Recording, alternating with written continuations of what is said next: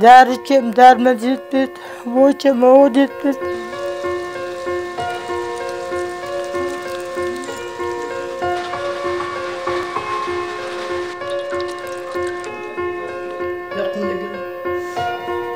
Базаркургон районунун тургуну Айдай Адеева экинчи топтогу майыптыгы бар. Мамлекет тарабынан 1,5 миң сом жөлөк пул алат. Ал каражатты өзүнүн дары дармегинен ашыра албайт. Ушунда отурамын, саар чыгамын, кечке мал беремин.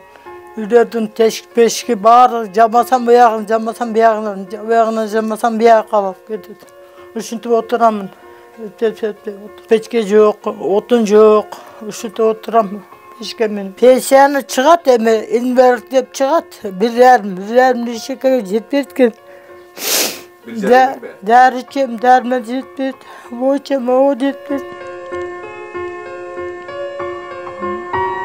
Айдай Адееванын үй бүлөсүнө кошуналары да мүмкүнчүлүгүнө жараша жардам көрсөтүп келишет.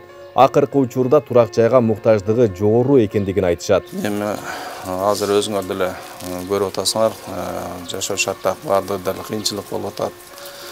Булар илгертен өзү оорукчан ооруп, күйөөсү деле өтүп кеткен. Ушу бир баласы менен эле турат. Ошо эсени колуңардан келсе, кайрымдуулук кылып, жардам берип коюңарды суранып кетет элем. Мен кошунасы болом. Турак жайдын эскилиги жетип, жаңы курулушу керектиги көрүнүп турат. Бирок Айдай Адеева колунда бар инсандар жардам берсе, оңдоп түзөп алмакпыз дейт. Жамгыр жааган сайын үйүнөн тамчы тамып, жаракалар да пайда болгон. Эми жамгыр баардыгынан өтөт. Кышта жаза бар жок тополом болот. Тазик өтөт коюп койдум жерге.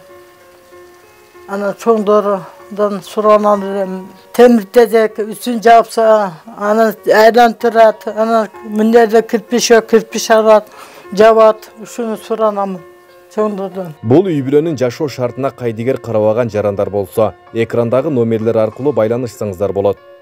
Айбек Исабеков, Замирбек Тойчубаев, Регион.